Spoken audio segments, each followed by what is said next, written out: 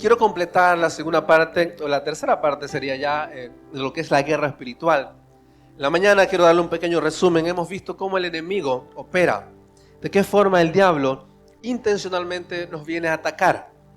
Y así, resumido, a resumidas cuentas, el enemigo utiliza el engaño para poder distraernos, para poder desenfocarnos, para poder cautivar nuestra mente.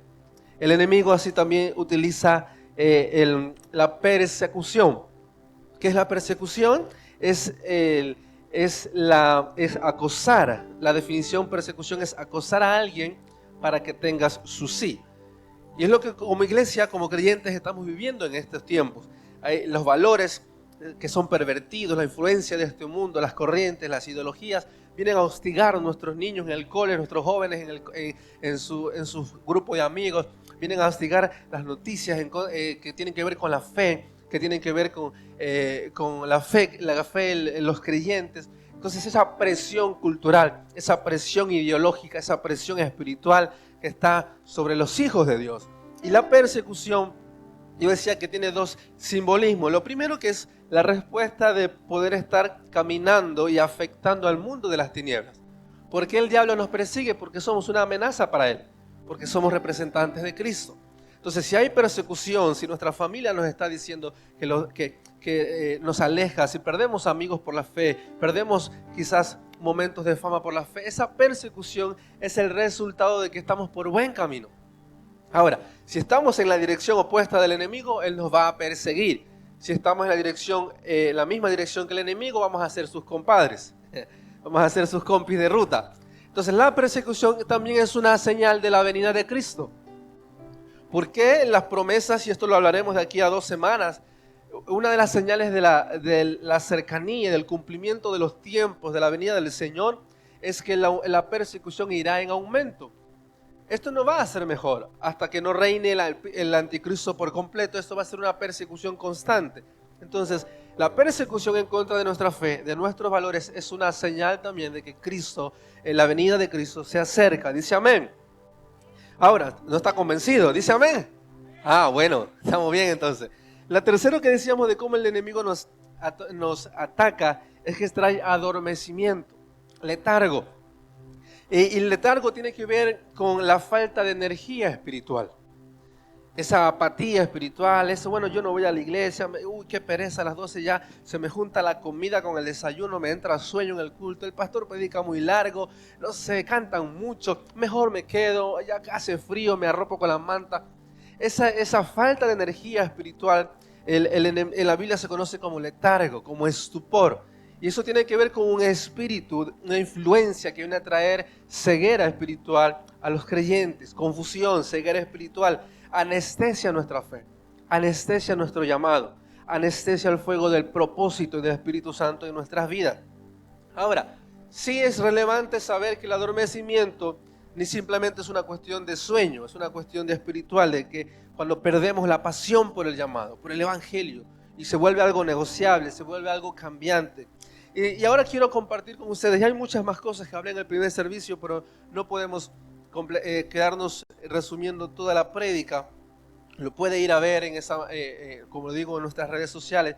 Quiero darle con ustedes, vamos a identificar 2 partes del mensaje en este servicio. Vamos a hablar de cómo enfrentar las batallas espirituales. Porque sabemos, le decíamos la semana pasada, Efesios 6, que nuestra lucha no es contra sangre ni carne, sino contra principados, potestades, con todas el ejército de espíritus demoníacos. No tenemos que luchar ni con el presidente, ni con el vecino de arriba que es molesto, ni con el vecino de al lado que está sentado suyo. Vamos a luchar contra las influencias demoníacas. Ahora, el diablo vino a robar, a matar y a destruir. Y esa es la verdad del enemigo. Él viene a robarnos la eternidad, a robarnos el propósito, a robarnos la identidad. Por eso tenemos que saber cómo enfrento esa batalla, esa amenaza del enemigo.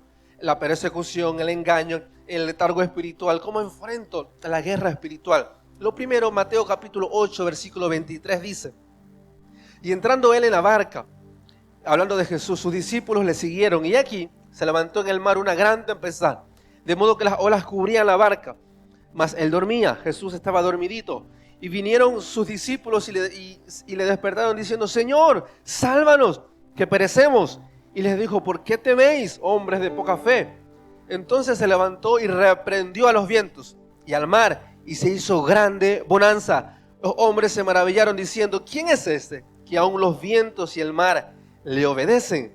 ¿Quién es este que tiene autoridad sobre los elementos?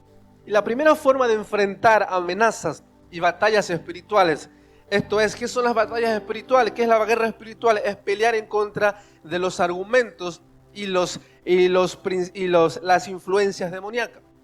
Todo lo que viene a traer muerte, destrucción, ruptura, falta de fe en nuestra vida, contra eso tenemos que enfrentar. Ahora, lo primero que necesitamos para enfrentar esa influencia del enemigo es tener autoridad. Diga conmigo, autoridad. No, pero un poco más fuerte, autoridad. Bien, ¿qué es la autoridad? Tiene que ver con un rasgo del carácter de Cristo. Porque ellos decían, ¿cómo habla ese? Hablaban de Jesús, que tiene autoridad en sus palabras. Es más, reprendió la tempestad. Dice, pero ¿qué tiene este hombre? Que los vientos le obedecen. Y la autoridad, déjeme decirle, familia, tiene que ver con una vida espiritual alineada a los propósitos de Dios, a los designios divinos. Es aquí, ¿por qué necesitamos tener autoridad? Porque si no identificamos cuál es nuestro nivel de autoridad de cara a las influencias del enemigo, vamos a estar atacando al personaje equivocado. Los discípulos se asustaron de la tempestad, temían por su vida, vamos a morir. Jesús estaba con ellos y decían, vamos a morir. Su mirada estaba enfocada en los elementos y en la pérdida de su vida incluso. Pero cuando vino Jesús, Él no reprendió a los elementos en primer lugar, reprendió a la fe de ellos. Le dijo, hombres de poca fe, si están conmigo, ¿por qué temen? Y la autoridad tiene que ver con la conexión espiritual, con una vida anclada a los propósitos de Dios. Ahora, el diablo está interesado y de alguna u otra forma nuestra vida va a enfrentar tormentas inesperadas. No podemos controlar las tormentas como llegan. De repente en nuestra vida se levanta una tempestad financiera y éramos buenos diezmantes, ofrendábamos, ayudábamos a los que necesitan. Y de repente viene un golpe en las finanzas. De repente tenemos un problema en la familia, que los hermanos se enojaron, nuestra familia se peleó. De repente un problema en el trabajo. Estamos intentando ser buenos creyentes, estamos intentando obedecer al Señor, pero de repente viene una tormenta inesperada, que no sabemos cuál es la raíz, que no sabemos por qué está pasando. Es ahí donde tenemos que identificar que detrás de cada resultado hay una influencia espiritual. Detrás de cada amenaza del enemigo hay una influencia espiritual. El mundo espiritual es mucho más real que el mundo natural. El mundo natural es la respuesta, es la expresión del mundo espiritual. Todo lo que sucede en nuestra vida es el resultado de una influencia espiritual. Puede ser buena o puede ser mala. Puede ser una influencia del reino de Dios o puede ser una influencia de las tinieblas. Por eso identificar cuál es el origen de la tempestad es determinante para poder enfrentar de forma certera los ataques del enemigo. Porque mañana nos enfrentamos a una ideología que quieren implantar en nuestro colegio, el colegio de nuestros niños, que quieren implantar en tu casa. Y es muy sencillo decir, bueno, yo voy a salir a las calles a tirar piedra, a quemar contenedores. Y no, ¿cuál es la influencia de la iglesia? Sale a las calles no para tirar piedras, para orar, para interceder, para modelar principios. Y es ahí donde tenemos que tener una autoridad para poder reprender las tinieblas. Es más, los discípulos de alguna u otra manera, dentro de los evangelios, hubieron discípulos que quisieron echar demonios. Pero dijeron, no, a ti no te conozco. ¿Quién eres tú? A Jesús conozco. Pero ¿tú quién eres? Y la autoridad tiene que ver con una vida espiritual en santidad y en la línea que Dios quiere tratar con nosotros. No podemos reprender las amenazas de las tinieblas si nuestra vida no está siendo influenciada por el verdadero evangelio. No se puede. Por eso es que cuando nos encontramos con matrimonios creyentes, que nos tiramos de los pelos en la casa y el diablo riéndose de nosotros, mira a estos hermanitos, tirándose los platos voladores por casa. Y luego están sirviendo, ayudando, pero realmente hay un espíritu que está influenciando, una raíz espiritual que está trayendo separación en los matrimonios. Se está trayendo separación en las relaciones de padres e hijos. Por eso la autoridad, Mateo 4:3 dice, y vino el tentador y le dijo, si eres hijo de Dios, di que estas piedras se conviertan en pan. Pero Jesús le dijo, escrito está, no solo de pan vivirá el hombre. Entonces la autoridad se respalda en la palabra de Dios. La autoridad es la palabra de Dios viva en nosotros. No en nuestras buenas intenciones, no en nuestras buenas ideas, sino en la palabra de Dios aplicada en nosotros. ¿Cómo vamos a hacer retroceder las influencias de este mundo? No con buenos mensajes predicados de un altar, sino con vidas transformadas que modelen la presencia de Dios. Y eso es autoridad. ¿Cómo voy a ganar a mis amigos en el colegio, en el instituto, cuando vean que tú eres un joven, un adolescente diferente, que modelas valores, principios, que modelas santidad? Un matrimonio no perfecto, pero que modela santidad, respeto. Entonces hay cosas que no podemos saber cómo vienen. Pero si tenemos la autoridad del Espíritu Santo en nosotros, esas tormentas no nos van a destruir.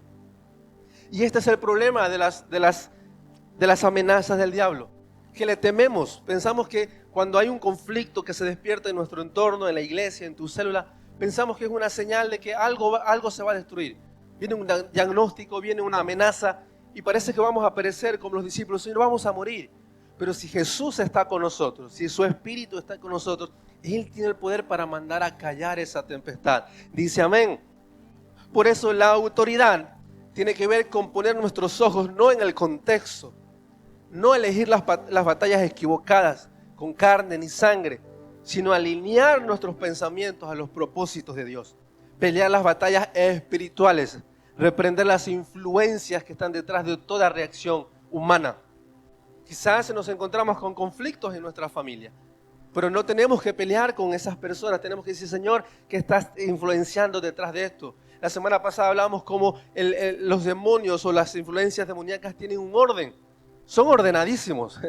Es más, son súper responsables. Cuando ellos ganan un territorio no lo sueltan. Son organizados, son responsables y permanecen. Y es ahí donde ganan territorios, porque cuando Dios nos da esa autoridad de su Espíritu en nosotros, donde nos plantemos, ahí está la presencia de Dios. Dice amén.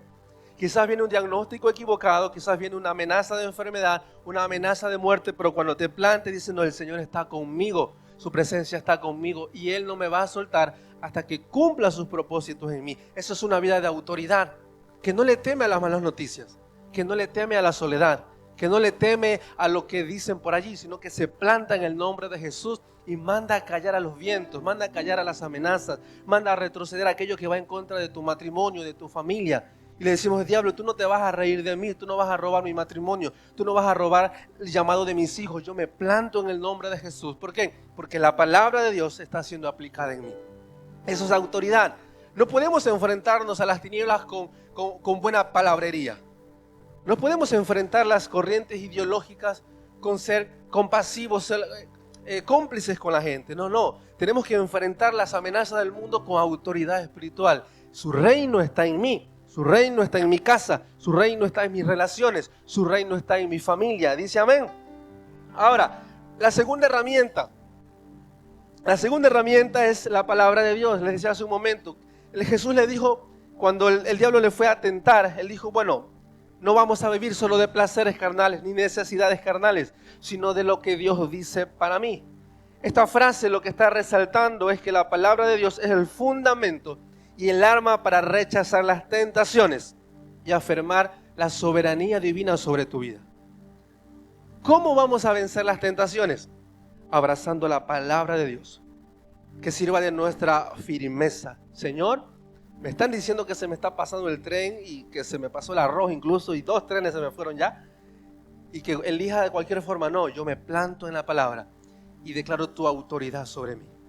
Me están diciendo que esta enfermedad es incurable y que voy a pasar mi vida lisiada. Señor, yo me planto en tu palabra y que tú gobiernes mi vida. No lo que el médico dijo, no lo que los diagnósticos dicen, sino en tus propósitos. Señor, me están diciendo que los tiempos se ponen malos en España, en las naciones, en el mundo. Yo me planto en tu palabra y reafirmo tu autoridad sobre mí. Y eso es guerra espiritual. Guerra espiritual no es ir solamente por la calle reprendiendo demonios. Señor, tiro aceite y tiro fuego en el nombre. No. El guerra espiritual es tener autoridad divina y una vida llena de la palabra de Dios en nosotros. Que no sean palabras humanas, que no sean palabras vanas, sino que la palabra de Dios esté en nuestra mente, en nuestro corazón y en nuestras decisiones. Miren lo que dice Apocalipsis 12. Quiero que ustedes lo acompañen. Acompáñenme ahí, denle. no se queden. Apocalipsis 12 dice, se desató entonces una guerra en el cielo. Mire a los ángeles que combatieron. El dragón, y sus ángeles a su vez le hicieron frente, pero no pudieron vencer y ya no hubo lugar en ellos en el cielo. Así fue expulsado el dragón, aquella serpiente antigua que se llama Diablo y Satanás, que engaña al mundo entero. Junto con sus ángeles fue arrojado a la tierra. Luego oí en el cielo un gran clamor. Ha llegado ya la salvación y el poder y el reino de nuestro Dios.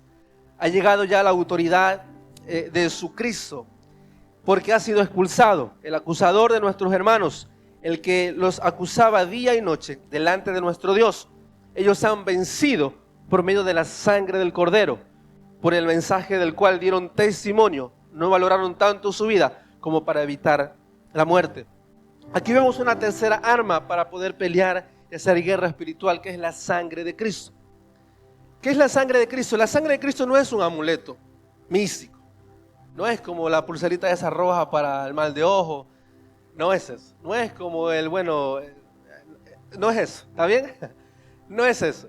La sangre de Cristo es el pago, el precio primero del pecado.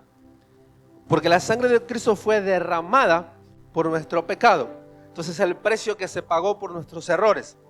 Ahora, la sangre de Cristo es la señal no solo de un pago, sino de la victoria de Jesús en la cruz.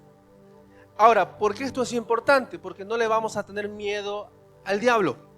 Porque el diablo ya fue vencido en la cruz. Entonces, usted y yo enfrentamos las batallas espirituales desde la victoria de Cristo, no desde la derrota o de nuestros miedos o de nuestras inseguridades. Por eso es tan relevante saber que no podemos, no tenemos que dejarnos guiar, iglesia, familia. Déjeme decirle algo. No te dejes guiar por las manifestaciones espirituales o místicas espirituales, vamos a ponerlo. No te dejes guiar tampoco tus pasos y tu conciencia de los dones, porque los dones son un regalo de Dios y son el resultado, un regalo para la edificación. Ahora, los dones están condicionados también a nuestra emoción. Los dones están condicionados también a un mundo espiritual real. No siempre que sueñas o tienes un sueño, quiere decir que es un sueño de Dios, porque hay influencias que están en nuestro entorno. No siempre que sientes un espíritu o sientes algo por allí, quiere decir que, no, es que Dios me está hablando, siento frío, no, porque hay influencias demoníacas. Ahora, ¿cuál es la verdad de eso? Primero, que la sangre de Cristo nos cubre. Entonces, ni hechicería, ni brujería, ni maldiciones generacionales tienen poder sobre nosotros si su sangre cubre mi vida. ¿Dice amén? Ahora, ¿qué me hizo retroceder la muerte cuando Israel, en la casa de Israel, del pueblo de Dios, que en los linteles de las puertas estaba cubierta con una sangre de un cordero?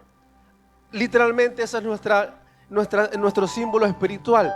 La sangre del cordero perfecto hace retroceder la muerte y las amenazas. Por eso muchas veces no nos comprometemos más con Dios, porque pensamos que la persecución, el engaño o quizás las influencias de nuestro pasado nos van a alcanzar. Pero la sangre de Cristo es nuestra protección. La sangre de Cristo trae sanidad, trae libertad, trae autoridad.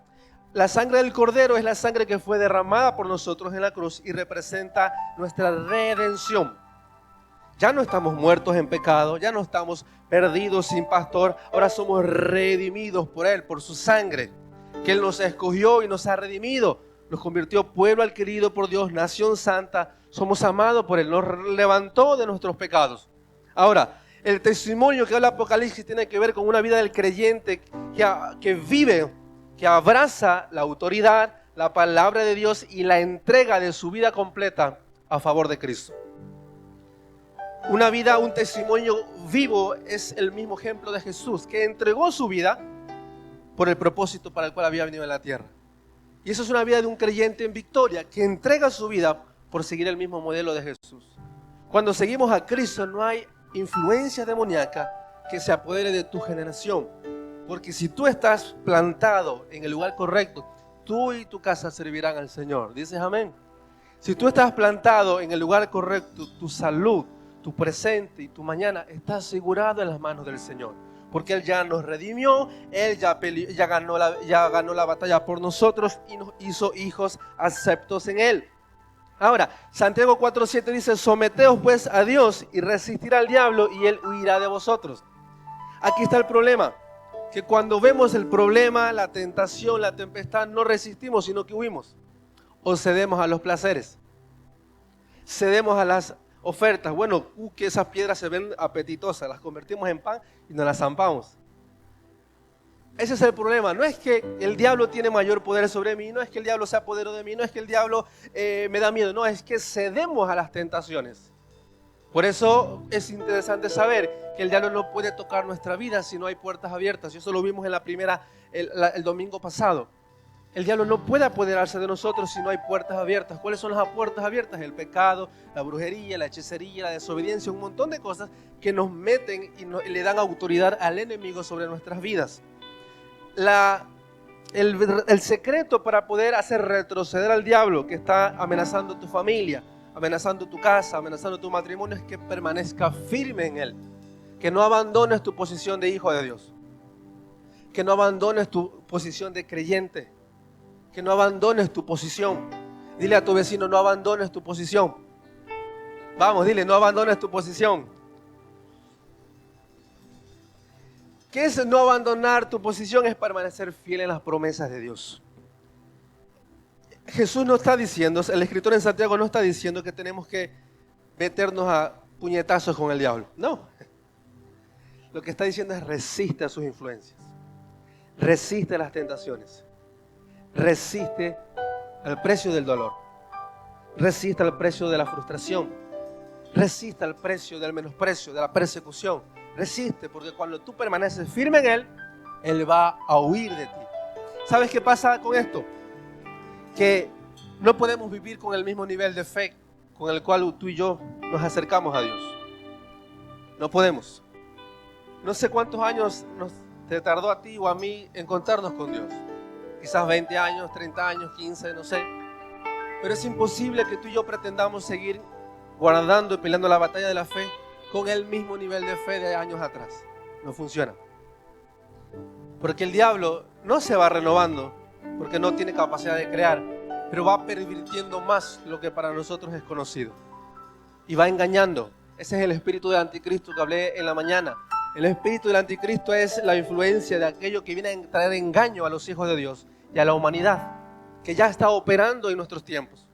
El espíritu del anticristo es lo que se opone a Dios. Y eso va a traer engaño. Ahora, ¿por qué necesitamos resistir? Porque cuando permanecemos en el lugar correcto es donde alcanzamos promesas. Por eso Canaán es un símbolo también de nuestra eternidad. Canaán es promesa de Dios. La eternidad es promesa de Dios. ¿Cómo voy a resistir allá? Apocalipsis lo dijo. ¿Por qué? Porque han permanecido los que han vencido por la sangre del Cordero. O sea que permanecimos fieles, firmes en su sacrificio y con un testimonio vivo. Eso nos da victoria. No tenemos que pelearnos ni con el presidente ni el político. No, es resistir las influencias y las amenazas del enemigo. Por eso necesitamos mantener la posición. Cuando mantenemos la posición, el diablo va a retroceder. Es aquí donde a veces tomamos muy a la ligera lo de la fe. Porque pensamos que por nuestra, como decía, nuestra fragilidad, nuestra liviandad en los propósitos, así como Dios nos alcanzó en misericordia, bueno, también nuestros hijos, nuestra familia va a ser alcanzada. Y es verdad, están dentro de la promesa, pero ¿sabe qué pasa?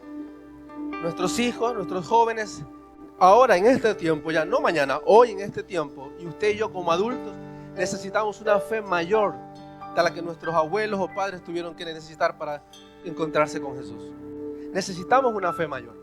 ¿Por qué? Porque las influencias demoníacas son mucho más normales, naturales, son mucho más habituales en nuestro entorno. Y es aquí donde no podemos jugar con las cosas sagradas. Tenemos que resistir. No podemos ser cómplices de aquello que va a pervertir nuestra generación. No podemos ser cómplices de aquello que va a pervertir nuestra identidad de hijos de Dios. Si tenemos que plantar principios en casa, plante principios en casa. Dígale, aquí se obedece al Señor. Los domingos vamos a la iglesia. No, es que de lunes a viernes ya madrugan y el domingo que se queda a dormir más tarde. Y el diablo nos agarra de la cabeza y nos empieza a rascar. Sí, tú quédate tranquilo. Sana, sana. No, es que en la iglesia nadie me valora. Mira a Rebeca que no me cae bien. Dice, sí, tú síguele hablando de ella y te rasca la cabecita. No vayas más a la iglesia. No, no, es que el pastor predica tan largo que ya no entiendo nada, me da sueño, se me junta el hambre. Y el diablo sí se sigue rascando la cabecita. Sí, no pasa nada, yo te entiendo. Y adormece nuestra fe. No, es que allí nadie me valora. Y el diablo sí, es verdad, mira cómo te miran tan feo, el pastor te miró tan feo. Y te soba la cabecita y te mantiene adormecido ahí. ¿Qué pasa cuando permitimos que el diablo adormezca nuestro propósito? Está robando tu identidad, robando tu llamado. Y estás dejando de ser la influencia que solo tú podías provocar, porque Dios tiene propósitos para cada uno de nosotros. Lo que Dios hace conmigo no es igual al tuyo, lo que Dios hace contigo no es igual a lo mío. Por eso cuando el diablo consigue mantenerte estancado, distraído, está robando el propósito que Dios tenía contigo. Tendremos razón de muchas cosas, pero el propósito que está sobre tu vida es mucho más valioso. Ahora, tenemos que resistir, dígame, permanecer firmes en el Señor. Tenemos que ser fieles al Señor. Decirle, Señor, aunque yo vea en el entorno perversión, en mi casa se establecen valores, principios de fe. En mi casa reina el Señor. Ahora, ¿cuáles son los niveles de esa manifestación y de esa influencia? Hay 3 niveles de cómo el diablo influencia nuestra vida. Lo primero, influencias demoníacas, que tienen que ver con lo que afecta a nuestra acción y nuestro comportamiento, lo que afecta a nuestra fe. Que de repente, como les decía hace un momento, un dolor, una herida, de repente un desacuerdo, de repente un día que estuvimos, quizás un día difícil y justo chocamos con el hermano difícil de la iglesia también y colapsó nuestro ánimo. Y es allí donde, dice, ¿por qué en la iglesia te están robando el dinero, en la iglesia te lavan el cerebro, estás perdiendo tiempo? Mira que podías estar en tu casa, podías estar con tus hijos, disfrutando con tus hijos un día, un picnic el domingo. Esas influencias que vienen de forma periférica a traer una falsa realidad, una falsa seguridad, una falsa necesidad. Por eso esas influencias periféricas vienen a condicionar nuestra verdad. Lo que el diablo le dijo a Eva, no vas a morir. Cómete el fruto, dale una mordidita, total, Dios no te está mirando. Dale una mordidita, igual tienes hambre, muérdelo, no vas a morir. ¿Cuál era el mandamiento? Si comes de esto vas a morir. ¿Qué dijo el diablo? No vas a morir, tus ojos van a ser abiertos. No, si vas de vez en cuando a la iglesia, si Dios está contigo. No, es que Dios está en mi casa. A mí no me hace falta ir a la iglesia porque Dios está en mi casa. Influencia de nuestro entorno con el único propósito de apartarnos de nuestro lugar de resistencia, de nuestro lugar de permanencia. Esa es la primera forma. La segunda es la opresión. ¿Qué es la opresión? Es un trato demoníaco, una injusticia, es un peso demoníaco sobre la vida del creyente. Cuando viene la persecución, la injusticia, viene quizás también las amenazas.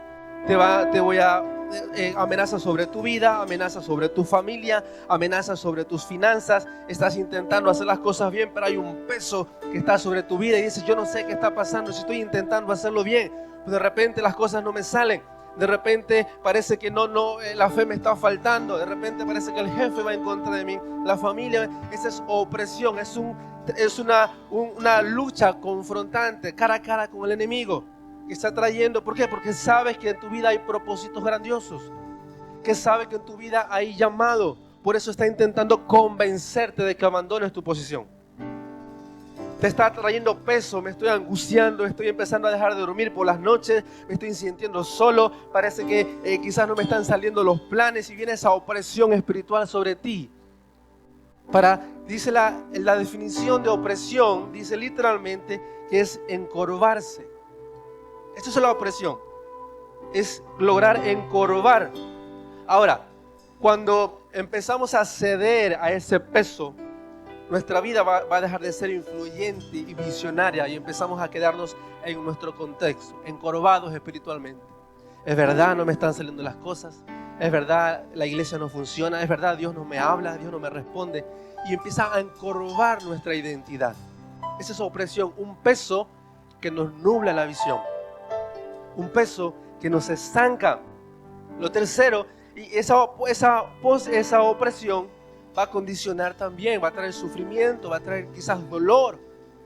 Y es ahí donde empezamos a encorvar. Señor, estoy pasando angustias, estoy pasando problemas en mi matrimonio, estoy pasando problemas con mis hijos. Y viene ese literalmente cuando nos encorvamos espiritualmente y parece que no podemos más. La tercera influencia del enemigo es la posesión. La posesión es cuando el demonio se apodera literalmente de un cuerpo. No se asuste. Si siente un frío por los pies, no se asuste, es el viento de la calle. No se vaya a asustar. La posesión es cuando el diablo obtiene poder, control sobre alguien. Ahora, no vamos a tenerle miedo a eso. ¿Por qué? Porque si la sangre de Cristo está en nosotros, si su espíritu está en nosotros, el diablo no tiene cabida en nosotros. Dice amén. Ahora, si nosotros entramos a su territorio, como decía en un momento, vamos con los signos del zodiaco, con la brujería, con la adivinanza, todas esas historias, entonces corremos el riesgo de que un espíritu se apodere de nuestro comportamiento, se apodere de nuestra conciencia, se apodere de nuestra fe incluso. Y empezamos ya a hablar con muertos, empezamos ya a soñar con familiares que estaban muertos, y decimos, no, es que Dios me está hablando. No, el diablo te está hablando. Porque el hablar con muertos es un espíritu demoníaco, es consultar muertos. Por eso no podemos entrar a ese mundo espiritual si no tenemos la doctrina y el conocimiento claro. Porque a veces con la emoción decimos, no, es que hoy mi abuelita me vino a visitar. No, no es tu abuelita, es el diablo mismo. No, es que sentí que alguien se acostó en mis piernas y quizás es un ángel. No sé yo. Puede que sea el Espíritu Santo también, eso es cierto. Pero no podemos entrar a un mundo espiritual si no tenemos el conocimiento certero. Ahora, esto es para que usted tenga principio. No es para que ahora vaya con miedo. Esto es la oscuridad, que hay un diablito, un demonio. No, es para que usted sienta seguridad, que donde usted camina, el Espíritu de Dios está con usted. Dice amén. Donde usted se planta, está la presencia de Cristo en su vida. Dice amén. Ahora, ¿cómo entra la influencia, la opresión, la posesión? Bajo dos verdades. Primero, las puertas abiertas. Las prácticas espirituales contrarias a los principios de Dios. Quizás usted lo puede livianar y dice, no, es que consultar el horóscopo no es malo, mi signo zodiaco no es malo, consultar las cartas, usted lo puede maquillar como usted quiera, pero la palabra es una y no entra en duda. Entonces, si entramos a ese mundo espiritual oscuro, el enemigo va a tener influencia sobre nosotros y sobre nuestra generación. Porque el enemigo siempre va a cobrar las facturas y el derecho legal que le permitimos a él. El diablo no va a pasar por alto lo que le debemos. Él lo va a cobrar. La segunda forma de cómo entra las influencias o la opresión es a través de las heridas. Las heridas no sanadas o no confesadas. Y esto se convierte en una secuencia de espíritus familiares que nos alcanzan de generación en generación. Como decía hace un momento, el diablo nunca va a pasar por alto cuando se le dio permiso en una generación, en una familia. Él tarde o temprano va a cobrar su factura. Y es aquí donde tenemos que ser sabios, familia, iglesia, amigos en esta mañana. Aquellas heridas no resueltas de tu alma pueden ser una excusa para el enemigo de tenerte cautivo en tus emociones, esclava en tu alma. Quizás un abuso, una violencia, quizás una frustración, quizás una culpa que no logras perdonarte hace muchos años. Esa herida no resuelta, esa palabra no confesada, puede ser una grieta donde el enemigo puede tenerte cautivo o cautiva. Y por eso te roba la libertad. ¿Qué es la cautividad? Es la falta de libertad. Y tendremos unción, tendremos llamado, tendremos dones, pero seguimos siendo cautivos en ese área. ¿Para qué vino Jesús? Para traer vida en abundancia y para traer libertad. Pero la libertad es a través de la confesión y la confesión de la verdad. Las consecuencias de la confesión pueden ser grandes, pero las consecuencias de la libertad son mucho mayores. Por eso el precio de la libertad es el precio de la sangre de Cristo. No le temas a sanar las heridas del pasado. No las ocultes, no les eches tierra. Te entrégaselas al Señor, confiésalas delante de él. Dile, Señor, mira, estos son mis traumas, estas son mis heridas, estos son mis dolores. Porque cuando Dios alumbra un área de nuestra alma es para traer libertad, no para acusarnos. Dice amén. Ahora, para cerrar, quiero darle tres herramientas de cómo vamos a hacer guerra espiritual. Lo primero que hemos visto es qué armas yo necesito para enfrentar cara para plantarme delante de las influencias del enemigo, a tener autoridad, afirmarme en la palabra de Dios y cubrirme con la sangre de Cristo. Yo no puedo ir, no sé, en la noche estuve haciendo cualquier cosa y de repente voy a reprender demonios. No, la sangre de Cristo, santidad, una vida espiritual sana, equilibrada. Ahora, hay 3 herramientas que nos ayudan a hacer retroceder las tinieblas. Y con esto quiero que usted me preste toda su atención para ir cerrando. La primera herramienta es la oración de intercesión, la oración intercesora. ¿La oración qué es? No es solo comunicarnos con Dios. La oración es la preparación para la obediencia. Porque cuando oramos nos comunicamos con Dios para recibir información de Él, propósitos, instrucciones. Ahora, por eso aquí es que nos perdemos tantos años de propósito, porque invertimos la oración en solo en nuestras necesidades. Señor, dame. Como ovejitas, solo pedimos. Señor, cámbialo a él, cámbialo a ella. Utilizamos nuestra comunión como una excusa para la omisión de nuestra obediencia. La mejor forma de demostrar o de comprobar la intimidad de Dios, nosotros con Dios, es la obediencia. Mientras más obedientes somos a su palabra, más cercano estaremos a su corazón. Por eso la oración no tiene que ser un monólogo de peticiones. La oración no puede ser un monólogo de quejas. Señor, ¿por qué a mí? Mira, a fulanita le diste un coche y ni siquiera diezma, imagínate. Señor, ¿por qué? Y un monólogo de quejas. Y la oración es la antesala de la obediencia. Porque cuando yo entro en intimidad con Dios, me conecto a sus designios, a sus propósitos, a sus pensamientos, y Él me va a dar instrucción divina.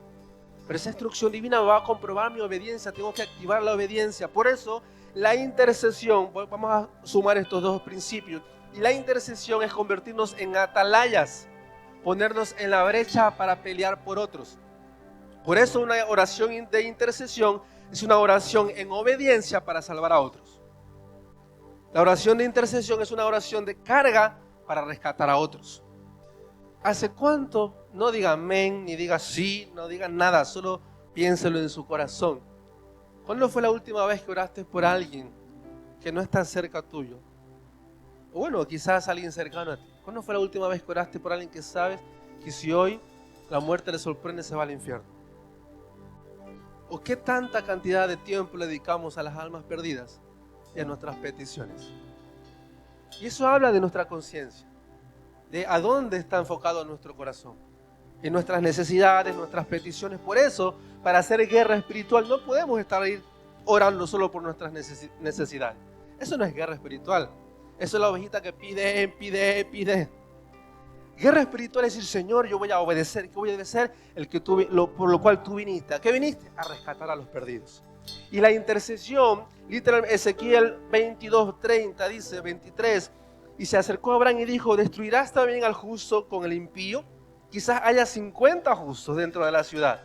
¿Destruirás también, no perdonarás al lugar por amor? Y a los 50 justos que estén dentro de él. Una conversación de Abraham con Dios cuando iba a destruir Sodoma y Gomorra. Y vemos el corazón de Abraham que se puso entre el castigo de Dios y Sodoma y Gomorra. Y eso es un corazón de intercesor, alguien que se levanta como un atalaya a ponerse en la brecha a favor de otros, que tiene la carga y la misericordia por otros. No es que solo estamos pensando, Señor, dame el último iPhone, Señor, dame el último coche, Señor, que el jefe se equivoque en la nómina y me dé una paga extra. Amén, dice alguno por ahí. Eso simplemente son peticiones terrenales, vanas, fáciles, porque Dios puede darnos todo lo que puede darnos. Ahora, si no nos da todo, es porque aún no estamos preparados para administrar todo. Si Dios no te da todavía el esposo o la esposa, es porque quizás está esperando que te prepares todavía, amiguito. Si estás soñando por una empresa, no es que Dios no quiera una empresa, quizás está comprobando tu obediencia, que seas un sembrador, que le creas a Dios en tus finanzas, que diezmes, que des a otros. Quizás Dios no te está dando algo, el todo, no es porque no quiera dártelo, ni porque Él no pueda, es porque se está preparando. Por eso perder tiempo o invertir tiempo en clamar aquello que ya está en su control es una oración vacía. Es una oración desperdiciada. Porque nuestra vida ya está en su control. Nuestras finanzas ya están en su control. Nuestros recursos ya están en su control. Nuestra familia ya está en sus manos. Ahora, tenemos que seguir orando, claro, pero no una oración de petición egoísta, una oración de intercesión, como el mismo corazón de Abraham, que cuando vayamos a un territorio, a una célula, a un lugar, diga: Señor, ¿cuántos perdidos hay aquí? Mira, mi familia como no conoce de Jesús. Yo voy a orar, los sábados a las 7:30 vengo a la iglesia a clamar por los perdidos. Voy a la célula y voy a salir por los barrios a clamar por todos esos. ¿Sabe que usted, si es líder de célula, sabe que la oración es la batalla espiritual que está ganando territorios allí en tu célula? Por eso cada vez que sales a orar por tu barrio, estás ganando territorio para salvar almas. No simplemente para cumplir un rito. Por eso la oración de intercesión es una oración que va a revelar primero el nivel de nuestro corazón. ¿Dónde está nuestro corazón? ¿En el egoísmo de nuestras necesidades o en la carga por los perdidos? Eso es guerra espiritual. Guerra espiritual, Señor, vamos a declarar, darnos todas las riquezas que la presidenta del botín nos apadrine. No, bueno, si Dios lo permite, genial. Pero ¿qué vamos a hacer, Señor? Convierte a los políticos. Convierte a los que están en los bancos. Convierte a los que están en la esquina. Eso es una oración de intercesión, que nos ponemos en la brecha para salvar a otros. Un intercesor necesita ¿qué? Necesita ser justo, justificado. Por eso Abraham le dice: no vas a detener tu castigo por un justo. 50, 30, 20, 10. Esa fue la cantidad que Abraham fue hablando con Dios. ¿Qué es la justicia? La justificación es la gracia de Dios. Es la sangre de Cristo sobre nosotros. Dios ya no nos ve como pecadores como éramos antes de conocerle. Dios nos ve como sus hijos e hijas amados y amadas, justificados por su sangre. Por eso tenemos que salir de esa incapacidad espiritual y creer por la fe que su sangre nos cubre, que su perdón ya nos cubrió, y por eso ahí nos podemos levantar. Dejamos ya de nuestras peticiones y nuestros lamentos y decimos: Señor, utilízame como una antorcha encendida. Señor, utilízame como una amenaza para el infierno. Utilízame como alguien para vaciar el infierno y llenar el cielo de almas. Utilízame, Señor. Sé que estamos siendo probados, procesados, pero Señor, tú aún me puedes utilizar como un instrumento para hacer retroceder las amenazas del enemigo. Dice amén. La segunda característica de un intercesor es que tiene carga, que ama lo que Dios ama. No ama los milagros de Dios, ama por el cual Dios dio su sacrificio. Solo tiene que echar la vista a un lado. Mira el que tiene cerca suyo. Mire cuánto amor Dios tiene con el que tiene cerca suyo. Porque si no fuera por su amor no estaríamos aquí, imagínense. Si ni en casa nos quieren a veces, imagínense. Algunos lo mandan a la iglesia. No, vete a la iglesia porque ya no te aguanto más. Pregúntale al pastor si no tiene algo que hacer para ti, dicen algunos. Pero los mandan ni en casa los resisten. Por eso Dios nos ama tanto. Por eso estamos aquí. No porque somos perfectos ni súper ungidos. Es porque Dios nos amó primero. Y por eso nos puso en un lugar de estima, en su mesa. Dice amén. Lo segundo que necesitamos tener como herramienta para enfrentar es la comunión. La comunión tiene que ver con una vida de cuerpo, de iglesia. La comunión es la manifestación de la forma activa del cuerpo de Cristo, la iglesia, como representación del cielo aquí en la tierra y como una amenaza para destruir las obras del maligno. Ahora, ¿cuál es el papel de la iglesia? ¿Por qué estamos interesados en plantar iglesias? En convertir esta casa en un hospital del alma para muchos, para toda Cantabria, para toda Santander, para toda España. ¿Por qué? ¿Porque queremos ser la iglesia más famosa? No. Porque queremos seguir primera señal de una vida de comunión, una vida de iglesia alineado a los propósitos de Dios. Lo primero es que preparamos el camino para el Señor. Preparamos el camino para cuando Cristo venga. Hablaremos de aquí un par de semanas la diferencia entre el arrebatamiento y la segunda venida, entre algunos detalles relevantes de nuestros tiempos. Pero la iglesia es un agente de preparación para cuando Cristo venga a por nosotros, a por la iglesia. ¿Y cómo nos preparamos? Capacitando a los santos, preparándonos los unos a los otros. Sabes que la relación mejora nuestra comunión con Dios. Porque aprender a amar al hermano difícil es aprender a amar a Dios. Porque también lo hizo al difícil como al fácil. Y por eso es que a veces es tan incoherente decir: no, es que la iglesia está llena de hipócritas. Claro, solo mírese un poco al espejo y va a ver que todos somos iguales. Engañosos, mentirosos, temerosos, todos tenemos los mismos problemas. Todos venimos traumados, decía alguno por ahí. Para eso es la iglesia, para que Él nos transforme en un vaso de honra. Dice amén. en un vaso valioso. La iglesia es un agente de preparación del camino para que Cristo venga. Segundo principio, venimos a anunciar la manifestación de su reino aquí. ¿Qué pasa cuando adoramos? ¿Qué pasa cuando usted sirve en un ministerio? Cuando usted empieza a desarrollar sus dones. Es la manifestación del cielo. Que viene alguien por primera vez, usted le da la mano, Dios te bendiga, te estábamos esperando. Que usted le dé un abrazo y diga, qué bueno que viniste hoy. Esa es la manifestación del reino en el corazón de esa persona. Que usted vaya a donde sus vecinos y dígale, mira, te invito a mi iglesia, allí hay comida, hay café gratis y hay presencia de Dios. La manifestación del reino es traducir el mensaje divino. Lo que ojo no vio, lo que oído no oyó, lo que no hay en corazón de hombre, revelarlo aquí en la tierra. Por eso la iglesia, el cuerpo, lo que está sucediendo aquí es relevante para la nación. Es relevante para la ciudad, es relevante para su generación. Pero la iglesia va ganando territorios, abriendo brechas para las generaciones que vienen después. ¿En qué iglesia, cuál es la iglesia que usted le va a dejar a sus hijos? Esa es la gran pregunta. ¿Cuál va a ser la iglesia que usted le va a modelar a sus nietos? O a sus vecinos, o a sus familiares que vienen detrás suyo. ¿Cuál es la iglesia? Una iglesia conforme a la imagen de Cristo, unida, gloriosa, sin manchas, influyente en los tiempos. Otra señal de comunión es que aprendemos a resistir en la adversidad. Como cuerpo aprendemos a tener fortaleza para no abandonar nuestra posición. Para que aunque vengan amenazas, aunque vengan tentaciones, aunque vengan tormentas, de repente usted se abraza al más gordito que tenga cerca y diga, aquí nadie me mueve. Aquí nadie me mueve. ¿Por qué? Porque estamos en unidad, en un mismo cuerpo. Y esa es la manifestación de la iglesia. Por eso la iglesia no puede ser alguien que termina de matar a los soldados caídos, sino que los levantamos en el nombre de Jesús, con amor, con carácter. Por eso la iglesia es un lugar de entrenamiento para aprender a resistir a la adversidad. Dile a tu vecino, no estás solo, no estás sola. Vamos, dile a alguien. Dile, no pelees la batalla solo. Vamos, dile, predícale, no pelees solo tu batalla. Me tienes a mí, vamos, le tienes al de al lado, al de delante, al de detrás, le tienes, no estás solo. Cuarto rasgo de la comunión, de una vida de comunión saludable, es que aprendemos a ser sal y luz en medio de esta generación. ¿Cuál es el beneficio de la sal? Que preserva, influencia. Lo que no tiene sal es insípido, pierde sentido. Por más que tenga la mejor cara, pero sin sal pierde sentido. Por eso cuando usted va a donde un trabajo, ahí está la presencia de Dios. Usted va a su instituto, su universidad, vamos, represente la presencia de Dios, influencie. Si usted está escuchando amigos que dicen, no, me voy a suicidar, me voy a hacer esto, lo otro, no, es que estoy deprimido, ve, puedo orar por ti. Mira, Jesús te ama. Mira, Jesús es la respuesta a tu necesidad. Vamos, influencia.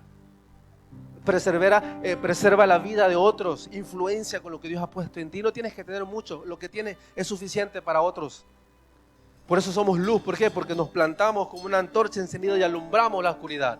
Aunque el mundo está en decadencia, rumores de guerra, en perversión, la iglesia se levanta como un modelo de valor, inspirador y fiable, de que Cristo aún sigue haciendo milagros, de que Cristo es real, de que Cristo está con nosotros. Dice amén.